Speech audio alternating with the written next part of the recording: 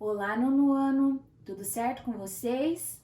Na aula de hoje vamos discutir sobre as características da sociedade e abordar alguns conflitos que estão ocorrendo na atualidade.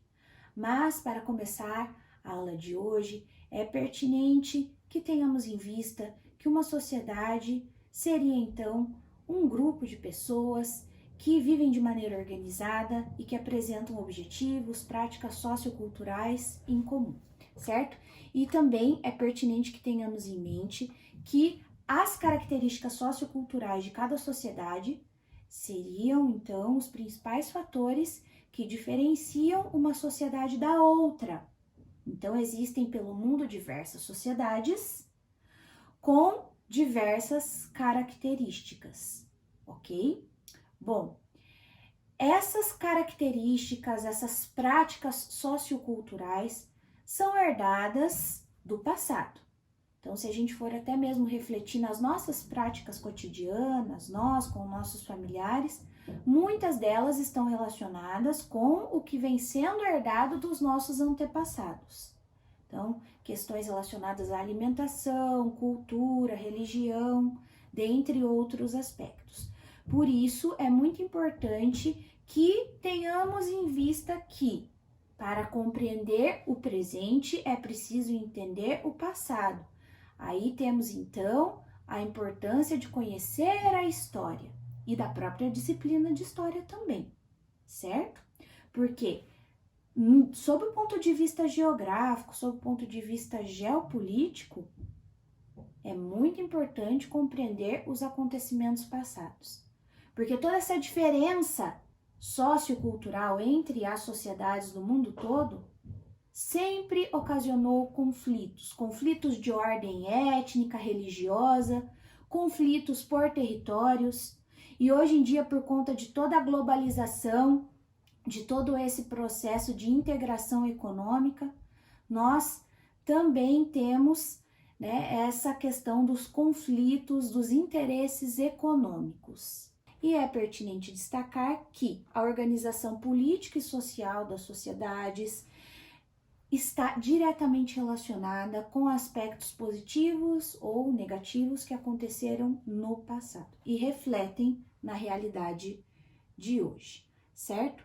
Então, por conta de conflitos, não só pessoas morrem, como também traços históricos acabam sendo perdidos, como riquezas culturais, monumentos, templos, toda uma característica física que está envolvendo a cultura e os bens daquela sociedade e que possuem valor histórico. Neste sentido, pessoal, podemos afirmar que existe uma complexidade no cenário geopolítico mundial e os conflitos que vêm surgindo, eles podem apresentar diversas causas, como questões étnicas, religiosas e políticas. Então, eu vou abordar alguns conflitos e tensões da atualidade, começando então pelo conflito árabe e israelense, que vem ocorrendo desde o início do século XX e acabou se intensificando em 1948, quando foi criado o Estado de Israel na Palestina, ou seja, um território para os judeus, certo? E isso ocasionou aí muitos conflitos, a morte de muitas pessoas, e até hoje os conflitos persistem na região, tá? Grupos terroristas contrários aos judeus israelenses, então grupos terroristas islâmicos, se formaram e promoveram ataques, e ainda promovem, tá? E Israel adotou então medidas contra estes palestinos que cercavam os seus territórios.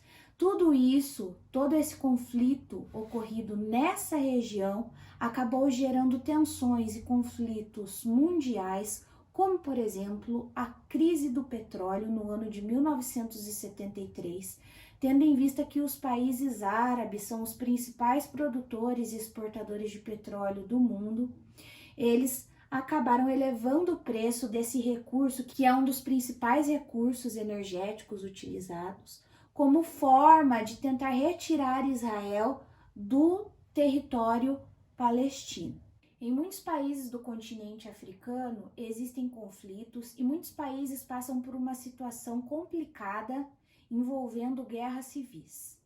Mas eu vou destacar para vocês um conflito que acontece na Nigéria. A Nigéria, que é um grande produtor e exportador de petróleo, mas que infelizmente sofre com grupos extremistas islâmicos, especificamente o grupo Boko Haram, que visa implantar de maneira violenta as suas ideologias, né? Então, o que eles julgam ser a lei islâmica. Então, é um conflito que envolve principalmente questões religiosas e eles são extremamente intolerantes com pessoas que praticam outras religiões e adotam outros modos de vida, certo? Então, esses ataques violentos acabam gerando a morte de muitas pessoas, perseguições, sequestros de pessoas inocentes. Eles principalmente sequestram meninas e acontecem muitas questões absurdas que violam os direitos humanos e que acabam gerando uma instabilidade e uma tensão muito grande na região. Inclusive, nos últimos anos, vem ocorrendo até mesmo a interferência externa de países como a Rússia e Estados Unidos. E embora essa tensão e essa instabilidade tenha diminuído um pouco, ela ainda existe no país. E o Mali, que é um outro país africano, também sofre com ataques de grupos extremistas. Nós temos como destaque 2 grupos extremistas que são grupos étnicos com diferenças étnicas, como por exemplo o Fulani e o Dogon, que respectivamente envolvem povos seminômades e povos agricultores. Esses grupos extremistas começaram a atuar no país e contribuíram para intensificar conflitos. E toda essa instabilidade infelizmente impacta na vida das pessoas, em questões econômicas, porque países que sofrem com esse tipo de instabilidade e ataques de grupos extremos acabam sendo então países prejudicados economicamente, sob o ponto de vista da economia global, dos investimentos externos e por aí vai. Eu não poderia deixar de falar da Primavera Árabe. A Primavera Árabe que foi desencadeada pela morte de um jovem que ateou fogo no seu próprio corpo como forma de protesto, porque ele estava revoltada com a repressão que vinha sofrendo por autoridades locais que impediam com que esse jovem trabalhasse na sua barraca de frutas na Tunísia. Então, esse protesto, né, que resultou na morte desse rapaz que ateou fogo no seu próprio corpo, gerou uma onda de protestos por vários países que sofriam com regimes autoritários na região. Então, especificamente na Tunísia, como vocês podem ver na imagem aqui, o protesto, a imagem que está aqui na tela, revoltas motivaram a renúncia do presidente Ben Ali e depois disso uma série de revoluções em países de maioria árabe marcou os anos ali entre 2011 e 2012. Na Líbia, inclusive, um ditador que permaneceu por 40 anos no poder, ele teve o seu governo derrubado pelos protestos da Primavera Árabe, e no Egito, os protestos de 2011 também depuseram o ditador Hosni Mubarak, que também estava no poder por um tempo. Hoje, o país está sendo governado por um presidente que tem o apoio da ONU, então esse caráter ditatorial, ele vem sendo reduzido no Egito por conta dos protestos desses levantes populares, mas ainda o país é marcado por essas características ditatoriais. E falando sobre regimes ditatoriais, não poderia deixar de citar a Síria que é um país que vem mergulhado aí numa crise gigantesca por conta de conflitos internos, por conta da revolta da população devido ao governo ditatorial de Bashar al-Assad. Então, muitos conflitos foram surgindo no país entre o governo e seus opositores. O confronto ele acabou sendo agravado pelo grupo terrorista Estado Islâmico, que também acabou entrando no conflito. Aqui na imagem da tela vocês podem ver que os resultados da guerra na Síria resultam, em muita destruição, em uma crise econômica, uma crise social, humanitária, onde muitas pessoas acabaram deixando a Síria e buscando refúgio, se caracterizam como refugiados em outros países. Então, hoje a disputa é caracterizada por 3 lados opositores. Nós temos então o governo, que é apoiado por Rússia e pelo Irã, os rebeldes do Exército Livre da Síria, que no início foram apoiados por Estados Unidos e Turquia, e o grupo terrorista Estado Islâmico. Então, nós viemos acompanhando aí uma questão muito trágica envolvendo essa guerra na Síria, essa crise humanitária que o país passa, porque, como comentado, cidades foram destruídas, quase 500 mil de pessoas morreram e nós temos muitos refugiados de guerra. A atualidade também é marcada por muitas tensões em regiões de fronteira.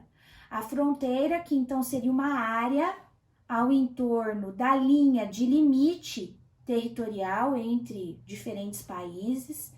Então, toda essa área em torno da linha de limite, ela pode apresentar tensões devido a divergências de diversas ordens, política, étnico e religiosa, entre outros aspectos.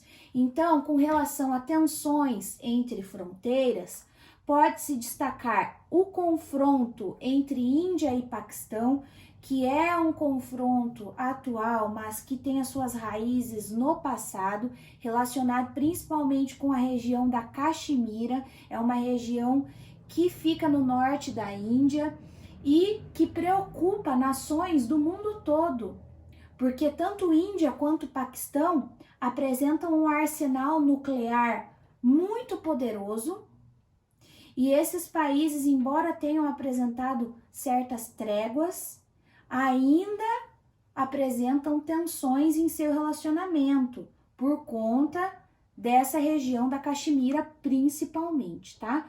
No ano de 2019, a Índia revogou a autonomia da Caxemira e tudo isso aumentou a tensão entre os países, tá? Então, a região é um local de tensão no globo.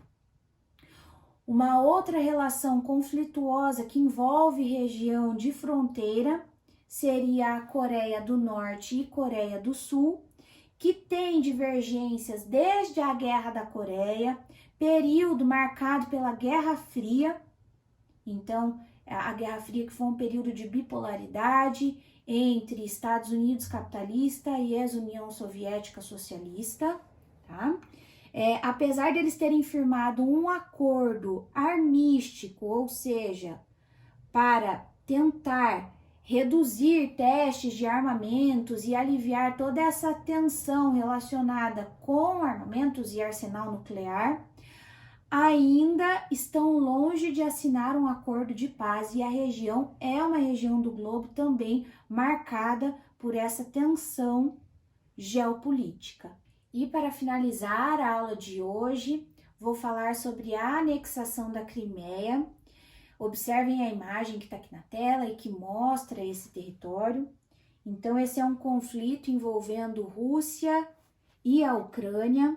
A Crimeia, ela pertenceu à ex-União Soviética até 1954, passou a fazer parte da Ucrânia desde essa data até o ano de 2014.